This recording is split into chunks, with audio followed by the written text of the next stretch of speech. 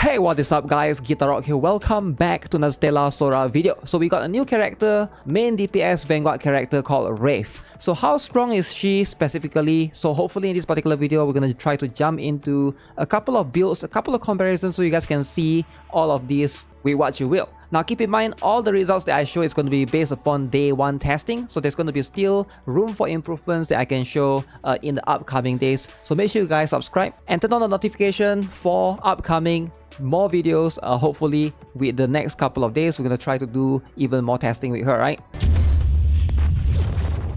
But just so you guys know, my current PT, since I lost, I have to go to 120 in my previous pool. So I just need to do 38 pulls to get Wraith. So with that, it is not going to be that difficult for me to get it. Let's see if I can get early rainbow. Early. Alright. So is there a fake out? Is this going to automatically turn to a rainbow, right? Sometimes it does. Guaranteed within 38 pulls, right? So this is going to be, as you can see, we got Shimeow. That's her name, right? I never really built my Shimeow. Okay, so that's one, the first 10 pull. This is going to be the second one, okay? So this is not going to be it. So another non-rainbow pull, right? Early. Early would be nice, but you know, I doubt that's going to happen. I saw that there's a rainbow thing that... Okay, so we got one here. Okay, so that's going to be it. So is this it though? Is it 30 pulls? Rainbow? No rainbow. More N would be nice, right? But that's just not going to happen. Okay, so let's see if this is it. I doubt there will be any fake out here, right? So that means in my next one. In my next one is going to be it. Okay. So that's going to be the one. Alright, so this is going to be guaranteed Wraith. Because if I go to PT details, you can see 8 recruitments right here is going to be it. So that means this is going to be... At least we are getting one, right? At least we are getting Wraith. But who else is going to come along with it? Let's find out. Let's find out. Alright, so this is going to be the hard PT time. Alright. Okay, so we got star lineup achievement. So that's going to be the disc right there. Okay. Give 2. Nope, we are only getting 1, right? Okay, and then who shall this be? Of course, it's going to be Jinglin. Okay, Jinglin is not too bad either. Wraith, we are partners. Okay, so there we go. So first things first, where does she currently lie right now? So as you can see, Wraith, again, she is going to be pretty much a Vanguard DPS character. So that means you want to be focusing on mostly the main 3 skills, which is going to be the auto attack, the skill, and of course the ultimate damage. Now if you go to a potential, obviously, alright, I hope that you guys are pulling her and using her as a Vanguard DPS character rather than a support, right? Now if you're looking into the builds that she has, you either got Wraith main build 1 or you can go with Wraith main build 2, depending on which one is better. Now her build 1 consists of a couple of things. You can see the last gasp of Gale. This particular one, you can see when the next auto attack / deals damage, generates an attack as an AoE auto attack damage every 0.5 seconds for 4 seconds. This one is actually quite powerful, and you can see this thing can basically trigger Ventus mark. Or you pair this with Twin Shadows for the build 1. Again, one more when you do the main skill, generates Whirlwinds that basically deal 65% of attack as AoE auto attack damage. Now this particular thing can also trigger the Ventus mark. So the build 1 is quite good if you're trying to, you know, trigger this particular Ventus mark. Now her build 2 is a little bit weird in the particular case that this particular one, the Storm Piercing Surge right here, when you use the main skill, alright, becomes lasers that track distant targets. Alright. And then you can see increased Ventus damage dealt by Wraith's shots to distant targets by 20%. So that means this is going to be something that works if you are trying to shoot enemies from far away. I'm not sure what the distant targets actually mean right here. It's quite hard for me to test this out. But if I have to guess, that means enemies that are far away. If the enemies are literally right next to her, you're not going to be able to benefit from this 20% right here. Now the secondary skill, Wind Spitting Bullet right here. Alright, when holding to cast Whirling Onslaught main skill, each round fires 4 more bullets than the previous one. Increase Ventus damage dealt by the Wraith bullets by 30%. Can also trigger Ventus mark. So right here you can see pretty much essentially this is going to be the main build where you are focusing upon in terms of what you're trying to do, right? The truth is the build 1 is going to be much more focused on auto attack and the build 2 is much more focused on skill. So it really depends on which one you're trying to go with, right? So it all comes down to the emblem as well. So let's say if you manage to get a lot of like emblem in terms of getting skill damage, then you can consider build 2 for a little bit better. Now in the situation where both are going to be neutral, build 1 based upon my testing seems to be doing a little bit more. Now this is again based upon day 1 testing results, varying different ones right here. I did a few tests right here. This is going to be 34 seconds. You can see our Wraith was able to do a little bit more damage compared to the build 2 right here, right? So I did a couple of times, and so far, based on me testing, it seems like build 1 definitely is going to give you a little bit of an edge, right? Now the reason why is because you can see right here, in this particular other skills, right, the 0 hour, this one is going to improve our auto attack damage right here to nearby targets by 59%, alright? Now the Blades Waltz, this particular one is going to improve two things, right? Our main skill and also our auto attack damage. And the rapid draw right here is going to improve our auto attack damage. Now personally, I feel like the build 1 has way more burst potential because all of this increased auto attack damage right here is basically after you use your main skill. Alright, you can basically control that. You can save up your skill to try to time it when the boss is getting stunned, and then you can try to go all in to do the burst damage. Usually that's going to be what you're trying to aim for, right? For the build 2 on the other hand, you got this particular thing within 3 seconds of casting main skill, enhance your weapon, and then this particular weapon right here deals 308% as Ventus skill damage. This one can only trigger once per second, and then you got this overheat shot. Alright, when you cast main skill, increase the shot damage by 44%. Alright, and then last one, when Wraith shots deal damage, increase skill damage by 9.3% for 5 seconds, up to 8 stacks. Now this is a lot of stacks, but again, this one is probably harder to control compared to the build 1 one where you just basically cast the main skill and then you're gonna get all your buffs come into you immediately, right? I personally prefer the build 1. I feel like it's going to be much more beginner friendly, if that's even a term, right? Now in terms of the generic perks, what do you want to try to obtain, right? Outside of all of the one that we see from the build 1, you want to try to get the Dauntless Poise, obviously. This one is going to be her best one. This is why you want to use her specifically as a main DPS rather than a support. You can see this particular one, each Ventus tracker in the squad increased Wraith's attack by 35%. So considering that if you use a full mono Ventus team, this is going to give you 35 times 3, right? 105% insane amount of damage right there. Now for the support, you only get this at 20%. So if you use her as a support, it's quite a nerf basically for this particular skill, right? The generic skill. So ideally you want to obtain this. This is going to be quite high of a priority. The Unseen Predator right here, I don't really recommend getting this as much, right? When you dodge, you increase your attack by 57%. It's whatever. I personally prefer the Temper stance right here. Basically, give you the ability to trigger Ventus Mark and increase Ventus damage taken by 24%, stacks up to 3 times, right? Now, in my opinion, the Dauntless Poise and the Temper stance, these two are going to be very, very good. Now, the other 3 right here for the generic perks, the Daybreaker, Raging Battle Wheel, and the Temper Siphon, all this one is going to improve your ultimate skill. You can see, right? This one ultimate damage increased by 574%. This one increased by 111% after you cast your ultimate. This one also increased your ultimate damage by 461%. So she do have quite a lot of perks that is able to increase her ultimate damage. Now, which one is going to be better, right? Improving either her skill, her auto attack, or her ultimate damage. So far, I've tested the auto attack based upon the build 1. I do think that that's going to be more than enough in most situations. This is going to be, I do like the flexibility of improving her auto attack overall. Now I can see the ultimate can be very, really strong in boss situation, because if you were to stun the boss, save your ultimate, and then you basically go all in during that duration, that's going to be how you are able to get the burst damage towards the bosses, right? That could be strong in its own right, but for me, the auto attack damage right here, you know, this is going to be a very, very good one, very easy to build as well. Okay, let's first address the elephant in the room. I think this is going to be why most of you guys are watching this video. How strong is Wraith? So right now, if you are looking at where she stands right now, so this is going to be in the arena for Ventus specifically, you can see my Wraith is doing 40% of the damage and Nazuka is doing 58.7% of the damage. Now obviously, my Wraith is currently, I can show you guys later on, but her skill is about 999.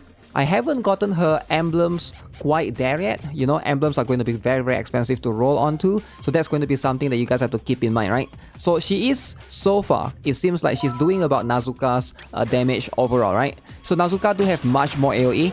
And in the arena right here, definitely this is going to favor AoE character, right? How much of an upgrade is that comparatively to someone like, let's say, Nanoha? Alright, that's going to be the very important topic, because I think a lot of you guys are probably trying to move into Wraith, maybe coming from Nanoha as a whole, right? And if that's going to be the case, let me finish this particular battle right here. So you can see with Nazuka, she's always going to be able to do the AoE. I got hit right there, so that's going to affect my damage a little bit, right? So let's see. The thing is about AoE, they both are really, really good, and they both have it. And you can see it's quite consistent in terms of the damage. Let me see if I can bring it up. Yeah, you can see they are quite similar actually, right? Really, really close in terms of the overall damage right now. Yes, she is almost pretty much, I would say, about 3 times stronger than Nanoha. Nanoha, it seems like, is probably very, very likely getting replaced. Now, you might argue that Nanoha is maybe like stronger in boss situation where there's only a single target, not in AoE situations like this. Sure, I could see that, but even in that situation, I feel like comparatively, right now, based on my testing, Wraith is going to be an upgrade to Nanoha. No doubt, right? So it is going to be what it is. You can see right here, they are doing quite equal amount of damage right here. In terms of total right here, we are doing about 349 million. Same right here as well from the previous floor where I tested with Nanoha. You can see, but in the other team, Nazuka is the one carrying the weight right there. Nanoha is just, you know, she's just barely doing anything, right? So hopefully you guys get an idea in terms of the damage percentage of how much they are going to be able to contribute in terms of overall percentage from a Ventus team standpoint. Now, if you are looking to upgrade from Nanoha, Wraith is definitely going to be very, very strong. She's no doubt going to be stronger. However, do you really need Wraith though, right? So that's going to be the important question, because I know some of you guys probably already have Nanoha at like high enough dupes. Maybe you have her built completely and she's very, very strong, and you're looking to improve your other team, other roster, right? In most cases, maybe you're trying to you know, pull for Aqua characters, or maybe you miss out on Fuyuka, you're trying to improve your Ignis team. And in that case, if your Ventus team is complete and you feel like you already have Nanoha, that's completely fine. But for anyone that didn't pull for Nazuka, that's going to be a very, very important one. I do think that Wraith is going to be a very, very good pull, right? Especially for anyone that do miss out on Nazuka, because she was the previous strong Ventus character in terms of the support capabilities, right? So if you did not pull for Nazuka, definitely getting Wraith is going to be an improvement to your Ventus team by far. Highly, highly recommend you guys to try to get her. Right now, as of the time of me recording this video, I can confidently say that Wraith is the strongest Ventus Vanguard. Alright, just no competition right now. She's definitely better than Nanoha. She is going to be better than Kanes as well.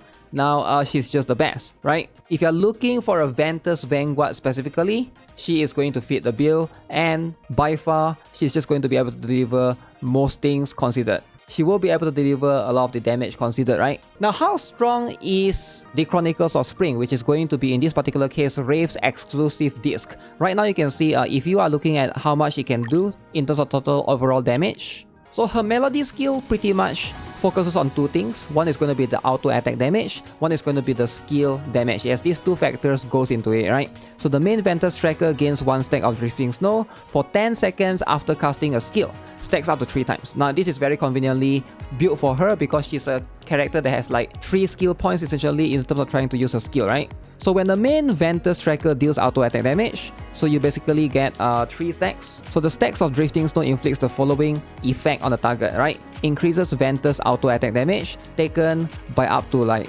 18%, right? Now, I feel like this is going to be a little bit, definitely something that I wish that it could be more flexible, because it's specifically Ventus auto attack damage, not Ventus damage taken. So specifically for that, and then she got one more right here. When the main Ventus tracker deals skill damage, alright, you get this Drifting Snow thing, alright? Increase Ventus skill damage taken by up to 7.5%. So you get all of these things, all of these buffs right here. Very, very specific to auto attack and skill specifically, right? It doesn't really help you in ultimate. Now the Harmony skill right here, you do get Ventus squad damage taken by there. 6%, right? Again, Drifting Snow, now it's going to improve your auto attack crit damage by 6%, right? And then we got one more right here that increase your skill damage by 4%. Now, if you're looking to build your Wraith specifically in the auto attack build, I do think that this is going to be a very, very good disc. In my opinion, this is probably one of the better discs. But again, do you really need this, right? In most cases, probably no, depending on how many of the Ventus discs you already have.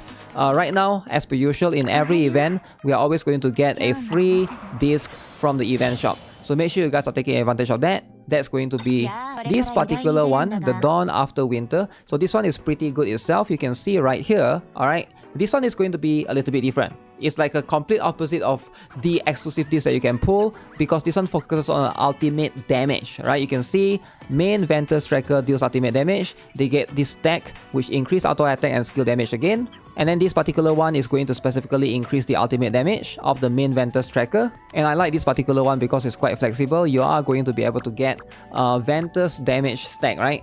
So this is going to be quite good. I do think that this is a very, very good disc for her as well. But this one is, as a free disc, this is going to be quite good, right? So if you can get this particular one, I would say the 1, 2, 3 jump, this one is also very, very good. Although you have to wait for the ultimate before you get the skill damage improvements. But I would say this one is really, really good, right? Essentially, in a lot of cases for her, because again, she has like that 3 stacks of skill that you can basically take advantage of, right? Now the Sky Flowers Poem, this one, again, this is Nanohouse exclusive disc. Definitely can be used on her. Not a big fan of the 35% chance for laceration right here to increase the Ventus damage taken by 10%. But I think it still works for her ideally, right? Because she's able to do skill damage occasionally, and that's always going to help out in general.